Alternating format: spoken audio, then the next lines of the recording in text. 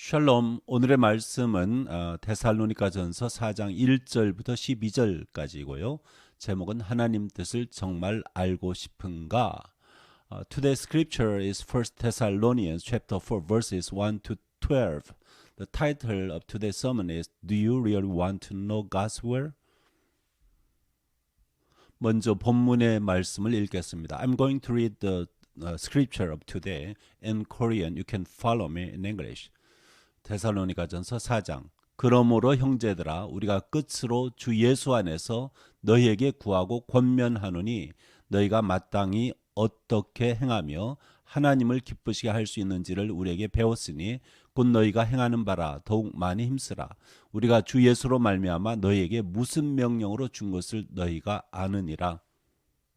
3절. 하나님의 뜻은 이것이니 너희의 거룩함이라. 곧 음란을 버리고 각각 거룩함과 존귀함으로 자기 안에 대할 줄을 알고 하나님을 모르는 이방인과 같이 세욕을 따르지 말고. 6절. 이 일의 분수를 넘어서 형제를 해하지 말라.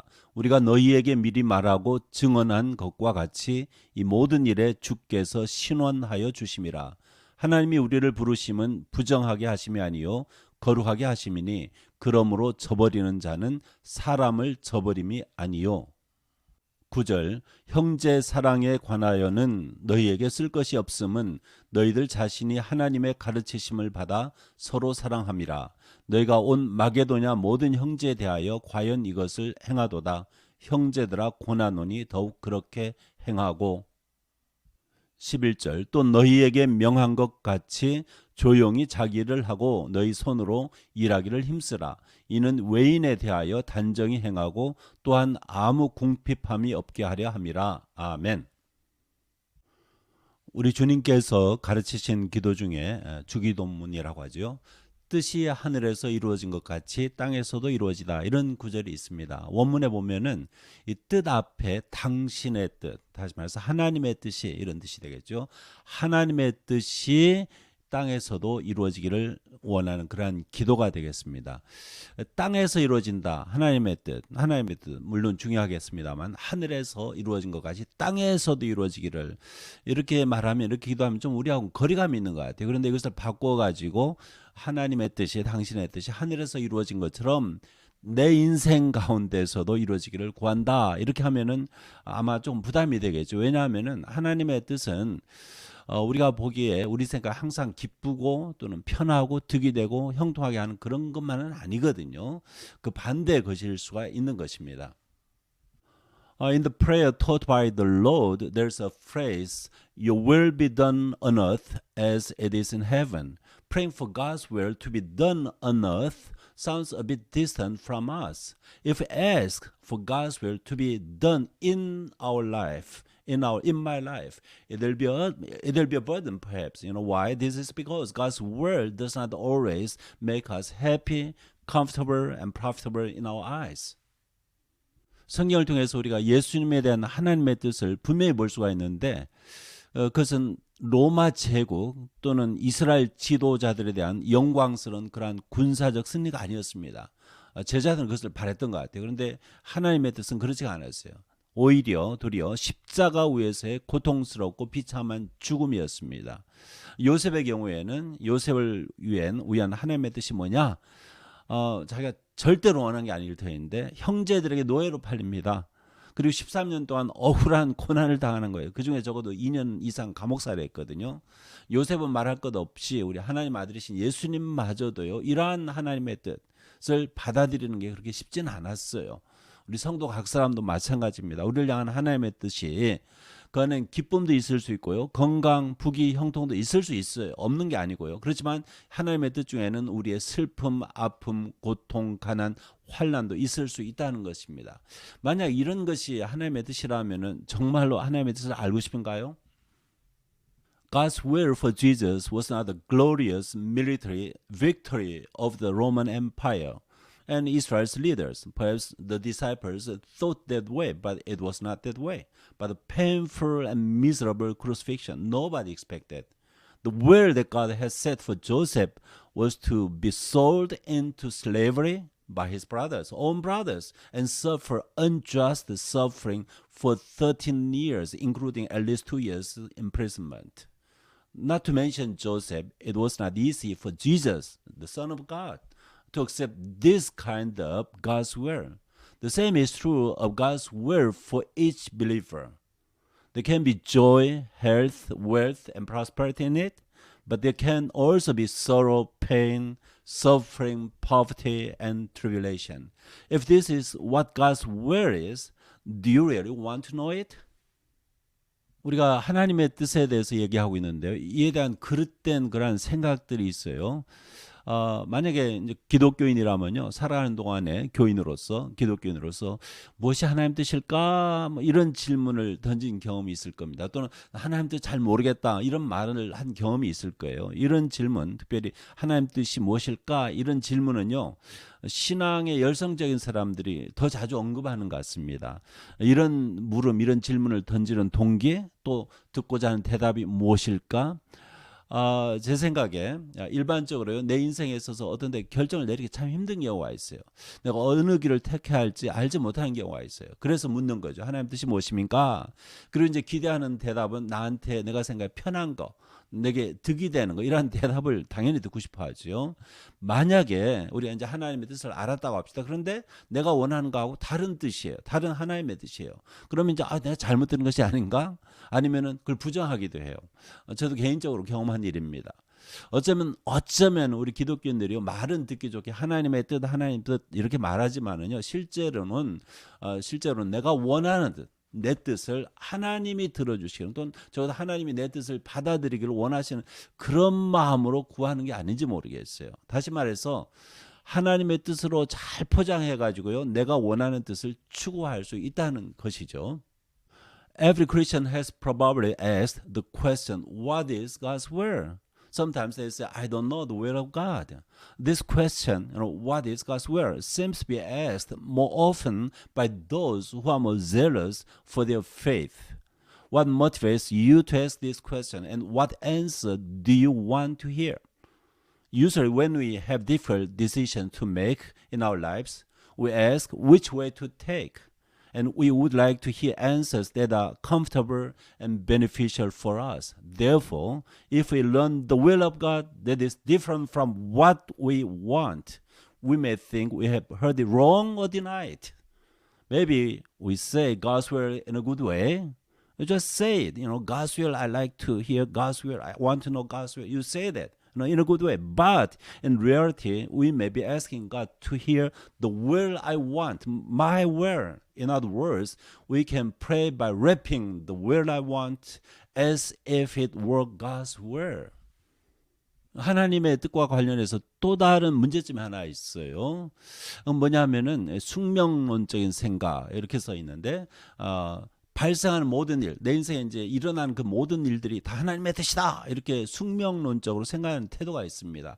이런 태도는요, 저는 이스라엘에서 이제 오래 살면서 이 아랍 사람들을 만날 기회가 많았어요. 그들이 하는 말 중에 인샬라 이런 말을 굉장히 많이 들었어요. 인샬라, 신이 원하면, 알라가 원하면, 이런 뜻이죠. 저는 이제 외국인으로 제가 받은 인상은 그들이 말하는, 이 무슬림들이 말하는 이 말인 표현은 책임 회피 같아요. 무슨 안 좋은 일이 일어나잖아요. 뭐 교통사고가 일어났다 그러면 인샬라 그럽니다. 그러니까 내 책임 없다 이거죠. 이건 하나님의 뜻이다 이거죠. 이렇게 책임을 회피하는 이런 것을 볼 수 있는데, 그 정도 심각한 건 아니지만 우리 기독교인들 가운데서도 하나님의 뜻을 제대로 알고 싶은 마음은 없어요. 자신의 뜻, 내 뜻을 추구합니다.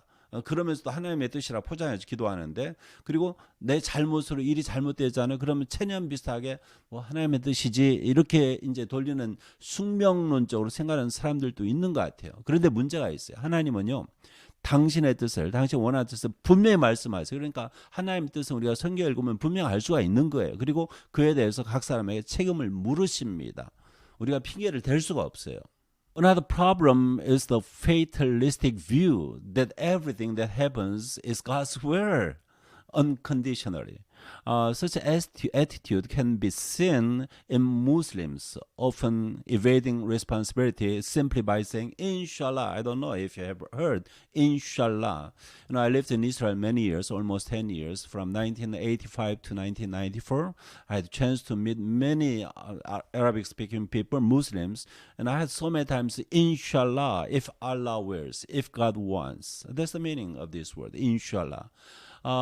Even among Christians, it seems that there are those who do not properly know God's will, and they don't seek God's will, and live only pursuing their own will, my will. But when things go wrong, due to their own fault, they turn it into God's will. They say, "Oh, this is God's will."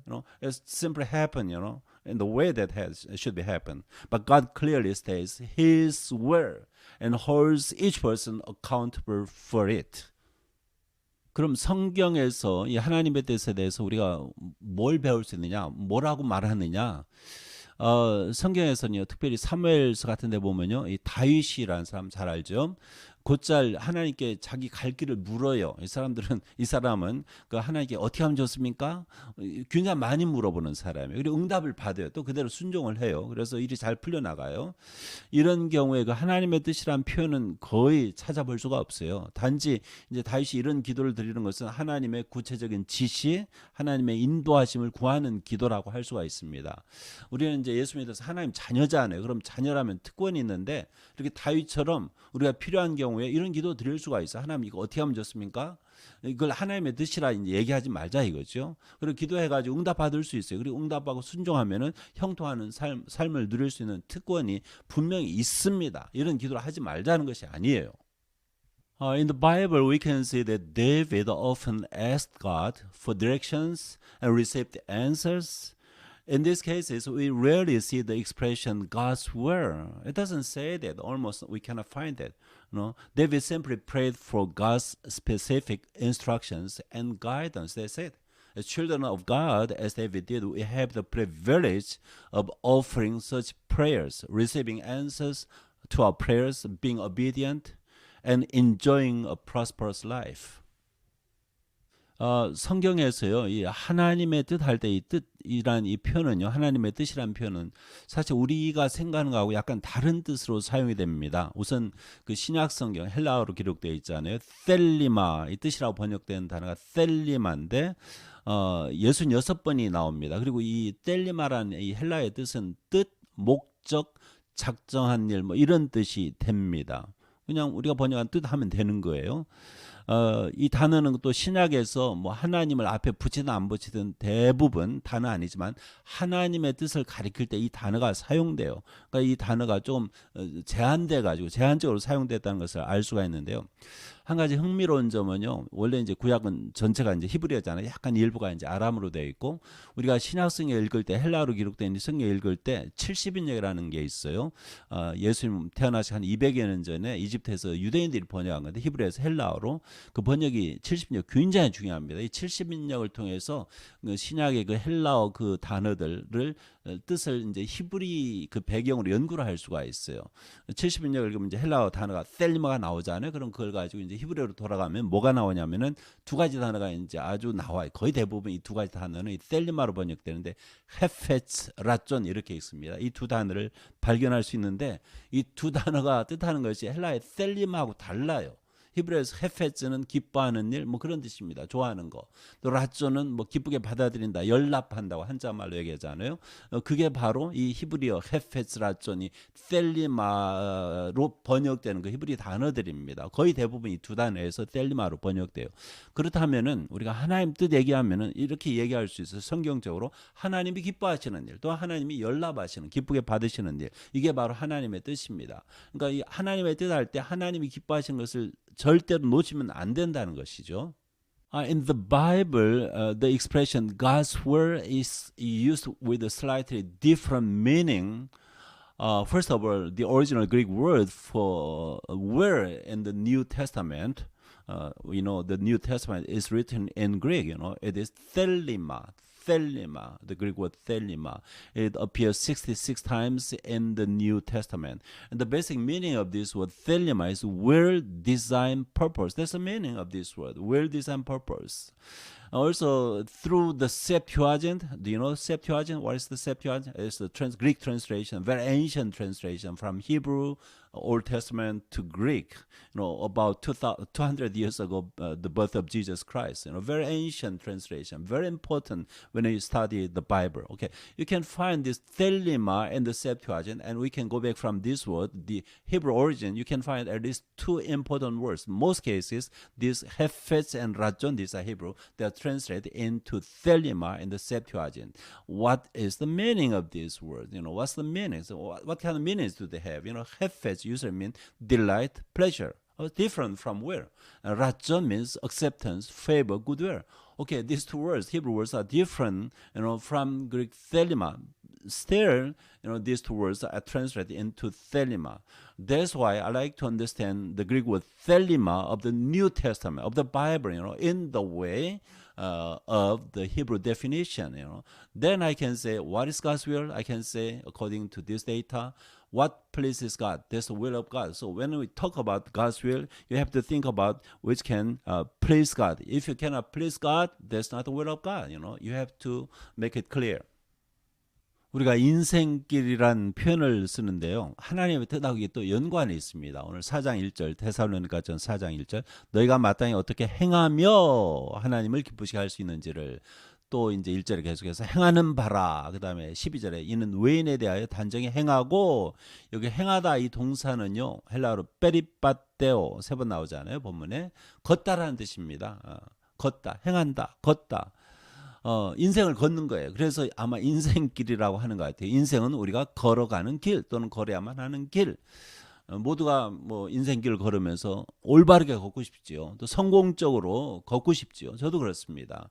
그러면은 반드시 창조주 하나님의 뜻을 알아야만 해요. 왜냐하면요, 하나님의 뜻, 하나님께서 기뻐하시는 그 뜻은요, 우리 각 사람이 인생길을 어떤 방향으로 또 어떻게 걸어야 할지 분명히 제시를 해줍니다. 그래서 이 인생길하고 하나님의 뜻이 연관이 있다는 것이죠.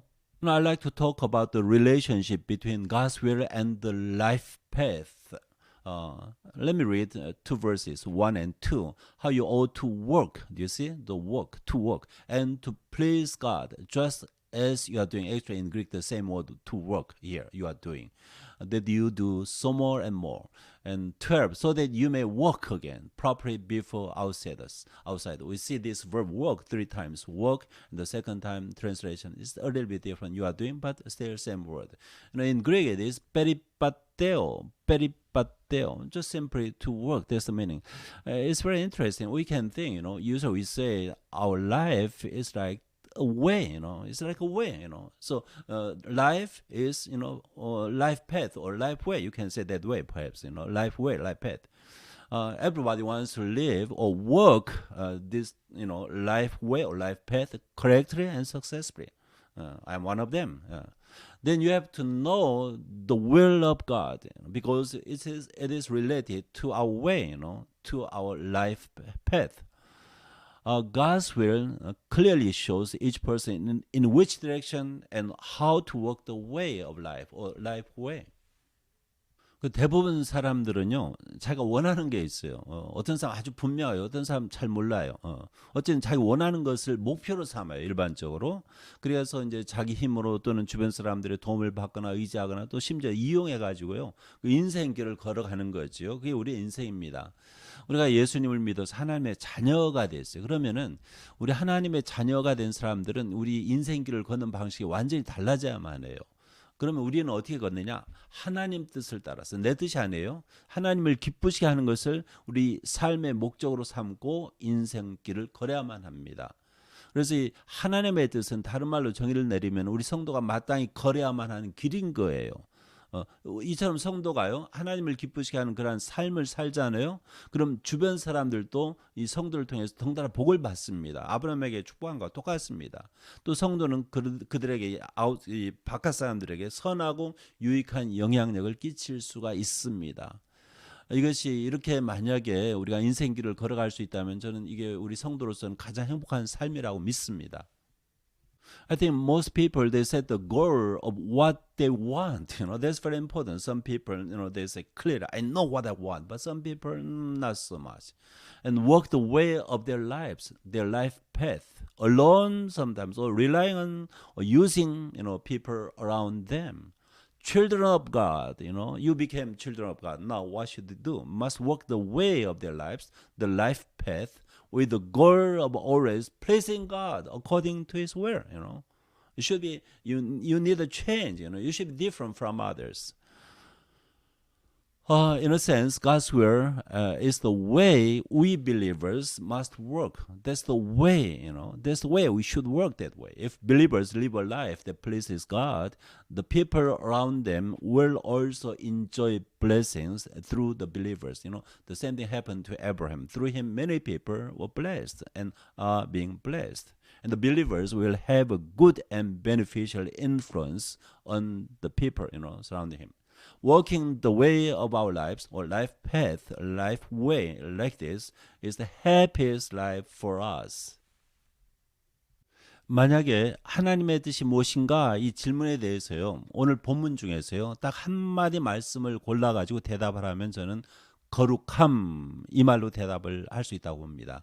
3절에 하나님의 뜻은 이것이니 너의 거룩함이라, 단도직입적으로 나오잖아요. 하나님의 뜻 바로 거룩함. 4절에도 각각 거룩함과 존귀함으로. 7절에도 하나님께서 우리를 부르신 것은 부정하게 더럽게 하심이 아니요 거룩하게 하심. 거룩함, 거룩하게 하심, 헬라어로 아기아스모스 똑같습니다. 이 단어는요, 우리가 생각하는 그 뜻하고요 좀 달라요. 성경에서 거룩함이라는 이 단어는요, 기본적으로 무슨 뜻이냐면 구별된다는 뜻입니다. 구별된다. 다시 말해서 거룩하는 것은 우리가 성, 거룩성자, 속된 거 이런 식으로 얘기를 하는데요, 한문으로. 거룩이라는 것은 하나님을 모르는 불신자들하고는 구별된 삶을 살으라, 이것이 바로 거룩의 뜻입니다. 하나님께서 우리를 도와주세요. 쉽지가 않거든요. 거룩하게 다르게 구별되게 사는 것이. 누구를 통해 도와주시냐? 하나님께서 우리를 가르치고 인도하시라고요, 성령님을 보내주셔가지고 우리를 도와주세요. 그래서 우리는 거룩한 삶, 구별된 삶을 추구하면은 성령님의 도우심을, 가르치심을, 인도하심을 받아야만 하는 것입니다. To the question, what is God's will? If we were to choose only one word from today's scripture, and answer it, we could answer sanctification or holiness. In Greek is agiasmos. In verse 3, for this is the will of God, your sanctification. See, sanctification, agiasmos. For in each in holiness and honor, even though English holiness, but sanctification, they are from the same agiasmos, the same Greek, holiness and honor. And 7, for God has not called us for impurity, but in holiness. Again, agiasmos. The same word, appears here 3 times. Holiness, what's the meaning of this word? Actually, in the Bible, perhaps you didn't expect this meaning, basically means set apart. That's the meaning of holiness. Different, distinguished from others. Believers must live a life distinct from unbelievers who do not know God. That's the meaning of this word, holiness or sanctification. For this, it is the Holy Spirit, whom God has sent to believers to teach us and to guide us. So we have to depend on the Holy Spirit. We have to learn from Him. We have to live under His guidance. 그러면요, 우리 성도가 어떻게 하나님을 모르는 불신자들하고 구별되는, 다시 말해서 거룩한 인생길을 걸을 수 있느냐 이거죠. 이에 대해서 오늘 읽은 말씀 통해서요, 데살로니가전서 4장 1절부터 12절까지 읽었잖아요. 몇 가지 그 구체적인 대답을 찾을 수가 있어요. 저는 성경 읽을 때 그 추상적인 것으로 끝나면 재미가 없어요. 구체적으로 알고 싶은 마음이 있어요. 4가지로 볼 수 있는데, 첫 번째는요, 음란을 버리고, 구체적이잖아요. 성결하고 깨끗하고 또는 거룩하고 부끄러움 없는 삶. 이것이 바로 하나님의 뜻이에요. 두 번째, 지나친 욕심, 속임수를 버리고 깨끗하게 사는 삶. 세 번째, 믿음의 형제 자매를 사랑하는 거. 네 번째, 불신자에게도 인정받는 근면성실한 생업활동. 이 네 번째가 굉장히 중요한 것 같아요. 제게는. 하여튼 이 4가지를 오늘 본문을 통해서 배울 수가 있었습니다. As a Christian who believes in Jesus Christ and who follows Jesus, I have question, How can believers walk the life path that is distinct from, that is holy or distinct from the unbelievers who do not know God? Regarding this, we can find some concrete answers. I like to have concrete answers in the Bible, not abstract answer through today's scripture. I have found 4 points we can learn from the scripture today. The First Thessalonians chapter 4. First, abstaining from sexual immorality is so concrete. Abstaining from sexual immorality and living a holy and blameless life. Second, a pure life without excessive greed and deceit. And third, loving brothers and sisters in the Lord. And fourth, I think this is very interesting. I found this, from today's scripture. Conducting business. When I say business, any kind of work, even at home, in a diligent and honorable manner that is recognized even by non-believers. I say again, the fourth point, conducting business in a diligent and honorable manner that is recognized even by non-believers. 첫 번째, 하나님의 뜻에 대해서요. 오늘 본문을 통해서 구체적으로 배운 것이 음란을 버리고 성결하고 부끄러움 없는 삶. 이게 바로 하나님께서 원하시는 거예요. 먼저 3절, 4절, 8절을 읽겠습니다. 하나님의 뜻은 이것이니 너의 거룩함이라 곧 음란을 버리고, 바로 음란에서 얘기하잖아요. 4절, 각각 거룩함과 존귀함으로 자기 아내 대할 줄을 알고, 헬라어로 스케보스라고 하는데 좀 이따 설명하겠습니다. 8절, 그러므로 저버리는 자는 사람을 저버림이 아니요 너에게 그의 성령을 주시는 하나님을 저버림이니라, 이렇게 말씀합니다. 4절에 아내라고 번역된 헬라어 스케보스는요, 이 단어가 참 재밌는 단어예요. 히브리어로 가면 켈리라고 그러는데, 그릇, 물건, 소지품, 가구, 장비, 무기 뭐든지 가리킬 수 있어요. 마치 한국말의 거시기처럼요. 이렇게 여러 가지 두루두루 가리키는 단어인데요. 수사적인 표현으로 아내를 가리킬 때가 있어요. 이 단어가. 예를 들면 그 베드로전서 3장 7절에 남편 된 자들아 이와 같이 지식을 따라 너희 아내와 동거, 거기는 아내입니다. 그를 더 연약한 그릇이요. 이 그릇이 바로 스케보스입니다. 여기 이 그릇을 가지고 이 스케보스라는 단어를 가지고 아내를 뜻하는 것이 죄송합니다. 베드로전서 3장 7절처럼요. 근데 이 여기 데살로니가 전서 4장 4절에서 이게 아내를 뜻하는지 참 결정하기가 힘듭니다. 그리고 이제 영어 번역들을 보면 body, 몸으로 이렇게 번역을 했거든요. 어쨌든 간에 이 단어는 아내로 번역할 수 있는 가능성도 있고, 그죠? 몸이라고 하는 것은 영어 성경 대부분이 그렇게 번역하는데 정말 그게 맞는 건지 쉽게 결정하기가 힘들어요. First point regarding God's will, abstaining from sexual immorality and living a holy and blameless life. Let me read 3 verses, 3 and 4 and 8. For this is the will of God. What is that? Your sanctification, that you abstain from sexual immorality. Verse 4, that each one of you know how to control his own body, skebos in Greek, body, in holiness, same word, sanctification and honor. 8, therefore whoever disregards this, disregards not man but God, who gives his Holy Spirit to you. Regarding the Greek word skebos, this is very interesting word. In Hebrew is kelli. It can mean many things, such as sometimes vessel, goods, things, belongings, furniture, weapons, and equipment. It can be anything actually. It can be used, referring to wife, as here in Korean, wife. As a figure of speech in a figurative way, for example, in 1 Peter 3:7, husbands in the same way be considerate as you live with your wives, here wives and the word wives, and treat them with respect as the weaker partner. Your partner actually is a translation of skebos. So we know it can be wife, or in this English translation it has body, but which one is correct is not easy to decide actually. 하나님을 모르는 이 불신 세상에서 가장 보편적인 현상 중에 하나가 음란입니다. 음란을 다른 말로 설명하면은 온갖 모든 비합법적 성관계, 그러니까 결혼 외에, 결혼 전에 이런 성관계도 다 해당하는 거죠. 이것이 바로 음란인데 문제가 심각해요. 옛날도 그랬고요. 지금도 마찬가지입니다. 온 세계에 무섭게 퍼져 있어요. 특별히 하나님을 모르는 사람들 가운데요, 많은 이들이 우리가 말하는 이 음란을, 우리는 음란이라고 부정적인 언어를 쓰잖아요. 죄로 간주하지 않아요. 어떤 때는 사랑이라는 이름을 가지고 미화를 시켜요. 포장해버려요. 참 문제가 심각합니다. 심지어는 이제 오늘날 세상에서는요, 이러한 것들을 합법화시키기도 해요. 법으로 법적인 보호를 받아요. 이렇게 되면은 이제 우리 기독교 신앙의 이 큰 압력과 박해 요인이 되기도 하는 거죠. One of the most common phenomena in the unbelieving world is sexual immorality. Sexual immorality. I may say it is all kinds of illegal sexual relations. In other words, you can use obscenity. Obscenity is prevalent among those who do not know God. This vice is often practiced without shame and without remorse. And many people do not consider obscenity or sexual immorality a sin and even talk about it beautifully. Just they say it's a love, it's love. It's not sexual immorality. Sometimes sexual immorality is legalized or protected by law, causing great pressure and persecution on the Christian faith. 2000년 전 예수님 오셨던 주 1세기에 또 사도들이 복음전도 열심히 했던 주 1세기에요. 이방 불신 세계에서 음란 문제가 얼마나 만연했으면요. 그 초대교회 예루살렘에서 처음으로 종교회 총회라고 할까요? 그 회의가 있었어요. 그 주요 안건은 이방인들이 예수 믿잖아요. 그럼 그들에게 할례를 요구할 것인가? 율법을 지키라고 할 것인가? 이것 때문에 이제 회의를 했는데 그때 이제 이 사도들이 결정을 한 것이 이제 그들이 말하기를 성령과 우리가 함께 결정했다고 그래요.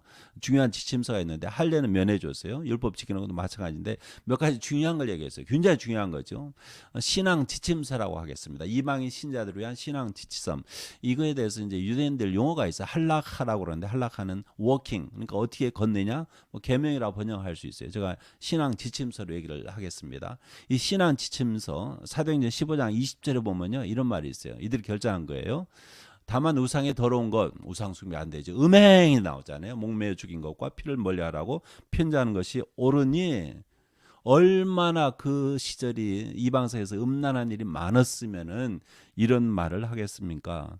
우리가 이 음란에 대해서 하나님께서 어떻게 말씀하시는지 성경에 많이 나오거든요. 예를 한 가지 들면요. 레위기 18장 22절 23절에 너는 여자와 동침함 같이 남자와 동침하지 말라. 이는 가증한 일이니라. 너는 짐승과 교합하여 자기를 더럽히지 말며 여자는 짐승 앞에 서서 그것과 교접하지 말라. 이는 문란한 일이니라. 남남 여여 이런 동침 이러한 성관계 하나님이 말씀하시길 가증한 일이라 그랬고요. 짐승과 사람의 이러한 교합도 문란한 일이다. 그것을 하나님께서 금하십니다. 반드시 The problem of sexual immorality was widespread in the Gentile world in the first century AD.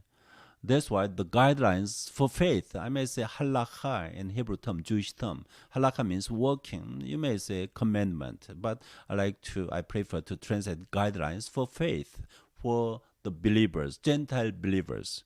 This was decided for Gentile believers by the first General Assembly, the Jewish leaders of the early church. Mentions, these guidelines for faith also mention a ban on sexual immorality. We can read Acts 15:20, but should write to them to abstain from the things polluted by idols and from sexual immorality. Do you see? Sexual immorality. And from what has been strangled and from blood. To give an example of what God wills about sexual immorality from the Old Testament, actually you can find many places in the Bible. For example, Leviticus 18:22-23. Do not have sexual relations with man and man, as one does with a woman. That is detestable. Do you see? Detestable. Do not have sexual relations with an animal, man and animal, and defile yourself with it. A woman must not present herself to an animal to have sexual relations with it. That is a perversion. That is a perversion detestable. God doesn't like it. 이처럼 하나님께서는요 온갖 종류의 그 음행, 성적으로 그 부도덕한 것을 혐오하세요, 증오하세요. 이 일에 있어서 우리가 거룩함을 지키지 못하잖아요, 않잖아요. 그럼 하나님 뜻을 저버리는 거예요. 하나님 뜻을 저버리는 것은 하나님을 저버리는 거예요. 나 하나님 필요 없다는 거하고 똑같아요.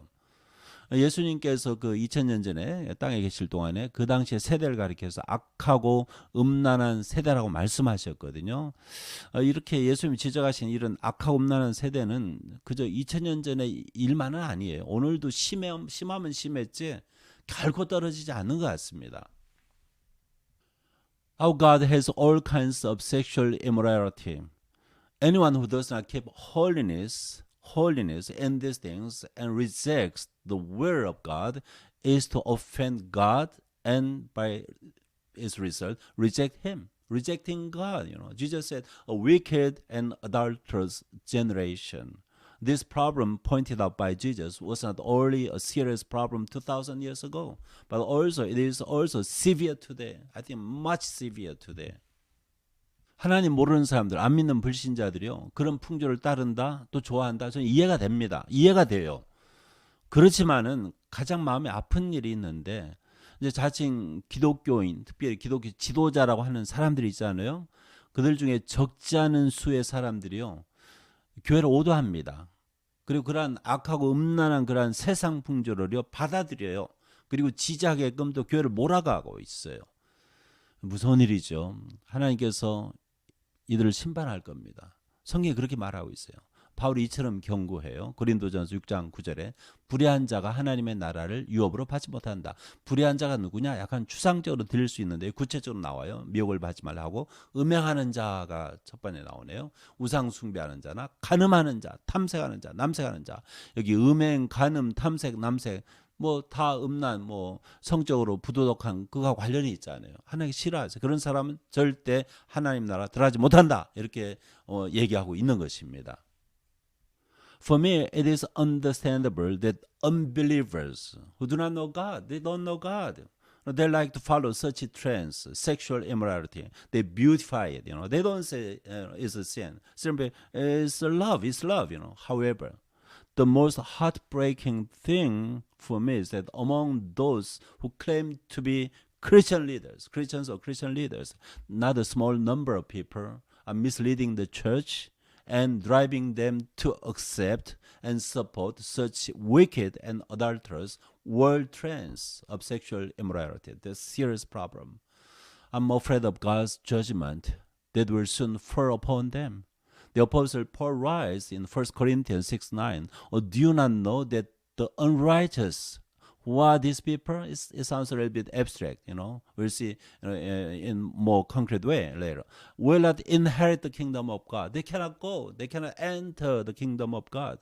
Do not be deceived. Neither the sexually immoral. Do you see? Sexually immoral.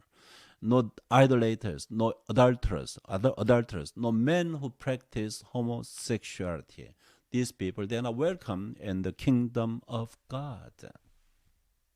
두 번째, 이 하나님의 뜻, 거룩함하고 관련된 내용이 뭐냐면 지나친 욕심과 속임수를 버리고 깨끗한 삶을 사는 겁니다.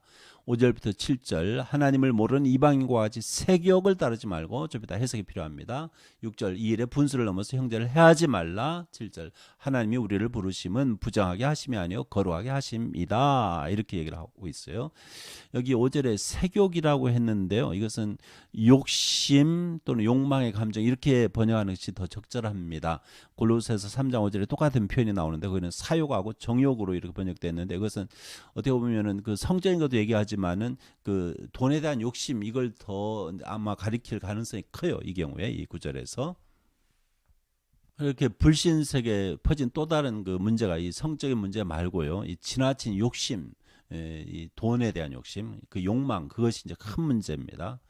The second point is a pure life without excessive greed and deceit. Let me read verses 5 to 7. Not in the passion of lust. We need explanation for this. Like the Gentiles who do not know God. 6. That no one transgress and wrong his brother in this matter. For God has not called us for impurity, but in holiness. In verse 5, we have here passion of lust. I think we can translate it greed or desire for money, for wealth. I think that's more appropriate in this context. Of course, it can also refer to sexual problem also, immorality. Anyway, in Colossians 3:5, we have the same expression. There we can find passion and desire. Two words that we can find. Anyway, among another problem pervading the unbelieving world, the second thing is excessive greed or desire. 여기 6절에 해하다 이 단어가 나오는데요. 헬라어로 플레오넥데오 이렇게 읽습니다. 플레오넥데오. 이 단어는 일반적으로 이용하다, 속이다 이런 뜻이에요. 사람 욕심이 지나치잖아요. 특별히 이 부에 대한 욕심이 지나치면요. 사람을 이제 속일 수가 있어요. 내 이득을 위해서 또 남을 이용하기까지 하는데 심지어는 믿는 형제 자매를 이용하고 속이는 일이 있을 수 있어요. 그런 것이 바로 부정한 일, 더러운 일이죠. 더러운 삶을 사는 거예요. 이게 다 욕심 때문에 생기는 것 같아요. 그런데 이제 하나님 모르는 이들은요, 이런 식으로 사는 것을 현명한 처세술이라고 이렇게 포장해서 얘기하는 것 같아요. 그러니까 그렇게 하지 못하면 바보라고 얘기하잖아요. 저 사람 착하다, 저 사람 바보 같다, 속이지도 못한다, 이렇게 말하는데 현명한 처세술이라는 거예요. 그런데 성경에서는요, 이 점에 있어서도 반드시 구별된 거룩한 삶을 살아야만 합니다. 이런 모든 죄악에 대해서 하나님께서는요, 반드시 신원, 원수 갚고요, 심판의 칼을 사용하세요. 이 점을 잊지 마세요.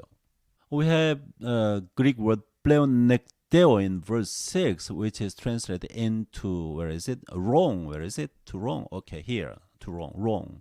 You know, this word pleonekdeo actually means take advantage of, or outwit, or defraud, or cheat. These are the meanings for this pleonekdeo. If you have excessive greed, that causes problem. Even among Christians, if they have such greed, then defraud, deception, there's impure life that happen, often happen. There's a problem not only for unbelievers, also for Christians that can happen. Those who don't know God may glamorize, beautify, and say that it is a wise way of life, But we believers must live a distinguished life, holy life in this respect as well. For all these sins, God executes vengeance and judgment. 세 번째는 믿음의 형제 자매를 사랑하는, 이건 읽고서 간단히 마치겠습니다. 9절과 10절. 형제 사랑에 관하여는 너에게 쓸 것이 없음은 너희들 자신이 하나님의 가르치심을 받아 서로 사랑함이라. 너희가 온 마게도냐 모든 형제 대하여 과연 이것을 행하도다. 형제들아 권하노니 더욱 그렇게 행하고. 바울이 볼 때 데살로니가 교인들이 잘하고 있거든요. 형제 자매 사랑하는 것은 성경에 곳곳에 가르침이 있어요. 그래서 더 할 말이 없다는 거예요. 그래서 저도 바울이 그랬던 것처럼 그냥 건너뛰려고 합니다. The third point, loving brothers and sisters in the Lord. Let me simply read two verses 9 and 10. Now concerning brotherly love, you have no need for anyone to write to you. Why? For you yourselves have been taught by God to love one another. For that indeed is what you are doing to all the brothers throughout Macedonia. But we urge you, brothers, to do this more and more. Paul thinks he has nothing to add for them because they're doing well. For me, as Paul did, I like to skip over this point. 네 번째로요, 이 거룩한 삶, 하나님의 뜻, 불신자에게도 인정받는 근면성실한 생업활동 이렇게 적었는데요. 자, 오늘 데살로니가전서 4장 본문을 통해서 이걸 배웠는데 참 의미가 있는 것 같아요. 일반적으로 이런 생각을 안 하는 것 같아요. 거룩하다 또는 구별된 삶이다 할 때 하나님의 뜻이다 이런 생각을 안 하는 것 같은데 분명히 성경에 얘기를 하거든요. 11절 12절에 또 너희에게 명한 것 같이 조용히 자기를 하고 너희 손으로 일하기를 힘쓰라. 12절 이는 외인 안 믿는 사람들이죠. 에 대하여 단정히 행하고 또한 아무 궁핍함이 없게 하려 함이라. 이것이 이제 그 근면한 삶. 그 다음에 성실한 그런 생업활동. 우리 인생에 있어서요, 믿는 사람, 안 믿는 사람 할 것 없이 우리 인생에 있어서 생업활동이야말로 가장 중요한 일 중에 하나거든요. 성도는요, 생업활동할 때 부지런할 필요가 있어요. 또 성실한 태도, 반드시 그래야만 합니다. 또 성실한 태도, 행실을 통해서 외인 불신자들에게 선한 증인이 되어야만 합니다. 그들에게 간증이 있어야만 해요. 만약에 이런 식으로 우리가 이제 불신자들 구별된 삶을 살잖아요. 그럼 두 가지 반응이 기대돼요. 하나는 비난받을 수 있어요. 네가 뭔데, 너만 그래, 너만 뇌물 안 받아, 이런 식으로요. 박해를 받을 수 있어요. 또 하지만 또 반대로 이 바깥 외인들이, 바깥 사람들이 칭찬할 수도 있어요. 또 우리를 존중할 수 있어요. 두 가지 다 가능합니다. 교회에서 일반적으로 이제 전해지는 메시지 중에서 참 안 좋은 것 중에 하나가 열성적으로 교회 활동을 하는 것을 그 신앙의 척도로 보는 경우가 있는 것 같습니다. 그래서 열심히 예배 출석하고 열심히 교회 활동하면요, 저 사람 믿음 좋다 이렇게 얘기하는 것 같은데 제가 볼 때 분명히 그보다 더 중요한 게 뭐냐면요, 불신자에게도 인정받는 근면하고 성실한 생활활동이 훨씬 중요합니다. 내 사업체, 내 직장 또는 심지어 가정 안에서 그것도 내 일터잖아요. 뭐 주부로서 저는 저 같은 사람 아버지로서 남편으로서 그게 제 중요한 일터예요. 제가 일하는 일반 세속 직장보다 더 중요한 거예요. 이러한 일터에서 근면하게 또 성실하게 삶으로써 인정을 받아야 합니다. 누가 인정해 주냐? 심지어 외부 사람들이. 그들이 꼭 우리가 그렇게 살아 좋아하는 건 아닐 수도 있어요. 그래도 저 사람 나하고 다르다 존중을 해줄 수 있거든요. 이게 바로 그 거룩한 삶, 이게 바로 하나님의 뜻이라는 것입니다. 만약에 우리가 성도로서 이런 하나님의 뜻을 추구하잖아요. 그러면은 반드시 이 점 유의하면 해요. 굉장히 중요한 점입니다. Finally, we can learn from the scripture, the fourth point, conducting business. When I say business, including any work you are doing, even at home, for me as a father, as a husband, what I do, whatever I do, that's my business. I think it's much more important than my job, in a diligent and honorable manner that is recognized even by non-believers. You have to pay attention to this. Even by non-believers. It's very important. Let me read first, 1 Thessalonians 4:11-12. And to aspire to live quietly, and to mind your own affairs, and to work with your hands, as we instructed you, so that you may work properly before outsiders and be dependent on no one. It is clear that for Christians and non-Christians alike, earning a living livelihood is one of the most important things in their life path. Believers must set an example for non-believers by diligent and honorable attitude and manner when conducting business. When I say business, including any kind of work, When believers are distinguished from unbelievers and live a holy life, distinguished life, they may receive criticism and persecution from outsiders. It's possible, It's possible. But on the contrary, they can also receive praise and respect instead of this. More important than zealous church activities. I think, some Christian leaders, pastors, they emphasize on zealous church activities. They just see, if they are faithful or not, if they are people of faith or not, they just see their activities, church activities. But for me, more important than zealous church activities would be diligent and honorable work that even unbelievers appreciate. This is very important. This is what I learned from this scripture. If you are a believer who pursues holiness, that is God's will, you must keep this in mind.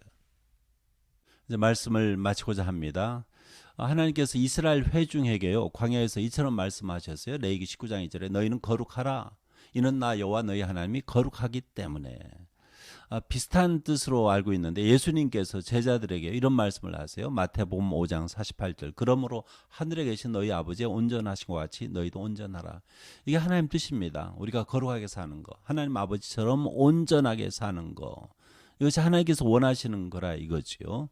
우리 성도들은요. 사는 건 땅 위에 살아요. 그런데 땅 위에 사는 그 사람들 그들 행해서 그들 따라 살면 안 돼요. 그건 죽는 길이에요. 하나님 뜻, 하나님께서 기뻐하시는 뜻을 따라서 살아야만 합니다. 그들하고 구별되는 거룩한 길을 걸어야만 해요. 그래야만 하나님이 기뻐하시고요. 그래야만 우리도 행복하게 그야말로 보람있게 살 수 있고 또 마지막 순간에 하나님으로부터 환영을 받을 수가 있는 거예요. 그것이 우리 인생 목표가 돼야 한다는 것이죠. Now I'd like to close my message. God said to the congregation of Israel in the wilderness, it's written in Leviticus 19:2, be holy because I, the Lord your God, am holy. He's asking our holiness. Almost same meaning with the same meaning Jesus said to his disciples, Matthew 5:48, you therefore must be perfect as your heavenly Father is perfect. I may say upright, something like that. It doesn't matter. Perfect. I think almost the same meaning. Holy, be holy. We believers still live on earth. That's true. But we are not to follow the way of the unbelieving world. That's the way of death.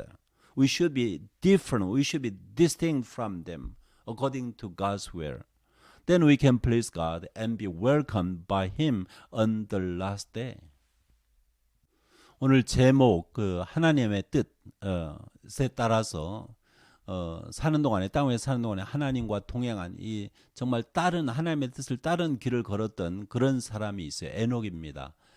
참 훌륭한 사람인데 창세기 5장 24절에 에녹이 하나님과 동행하더니 하나님이 그를 데려가심으로 세상에 있지 아니하였더라.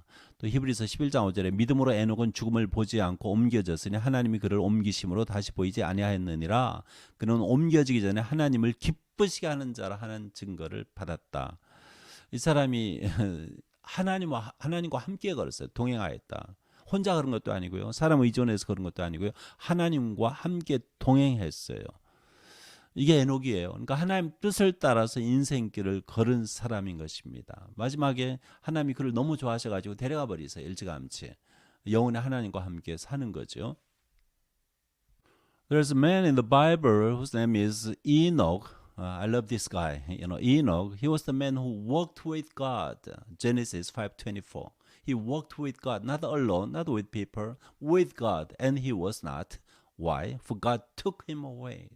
Hebrews 11:5 regarding Enoch. By faith, Enoch was taken up so that he should not see death, and he was not found, because God had taken him. Now before he was taken, he was commended as having pleased God. He was the person while he was walking with God, he pleased God. That's why God liked him so much. He just took him away. That's what happened to Enoch. If you follow the will of God, the Lord is pleased by you. 자, 이제 마지막으로 축복의 말씀을 읽음으로써 이제 마치려고 합니다. 민수기 6장 24절부터 26절의 내용인데요. 여호와는 내게 복을 주시고 너를 지키시기를 원하며 여호와는 그의 얼굴을 내게 비추사 은혜 베푸시기를 원하며 여호와는 그 얼굴을 내게로 향하여 드사 평강 주시기를 원하노라.